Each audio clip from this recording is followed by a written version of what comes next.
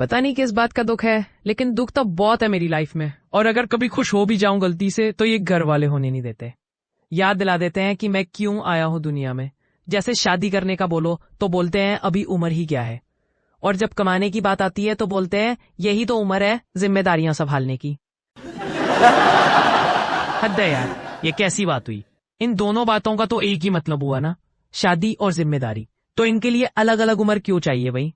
सिर्फ यही नहीं, दुख ये भी है कि मेरे पास कुछ भी नहीं है खुद का। ना कोई बिजनेस, ना प्रॉपर्टी, और ना कोई बहन जिसका हिस्सा खा सकूं। मैं तो घर में ये भी नहीं पूछ सकता कि वाईफाई क्यों नहीं चल रही। जोर से आवाज आती है, तू बिल भरता है? जो पूछ रहा है? भाई बिल नहीं भरता ना, चलाता तो हो ना। पहले जमाने में अब्बा साहब बेटों से प्यार करते थे, राजा बना के रखते थे उनको। जैसे ही मैं पैदा हुआ तो रिवाज आ गया कि बेटी बचाओ बेटी पढ़ाओ, और जब मैं शादी करने की उम्र में आया तो रिवाज आया कि दहेज लेना गलत है। अरे भाई, जैसी मेरी जिंदगी है मुझे दहेज का ही आसरा था। मैं नहीं तो वो ही कुछ लेके आएगी मेरे लिए। भाई मुझे तो कोरोना, आई फ्लू या वार में ही मर जाना चाहिए था, लेकिन उसमें भी मैं ही बच गया। तभी तो इज्जत ही नहीं है घर में।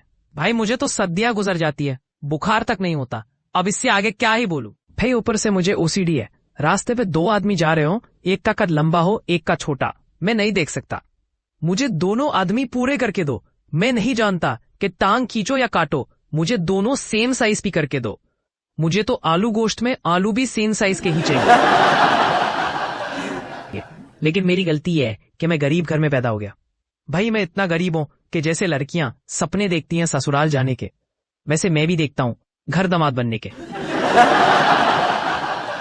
भाई मेरा खुद का अब्बा मुझे घर पे रख के एहसान कर रहा है, किसी और का अब्बा मुझे कैसे ही रखेगा।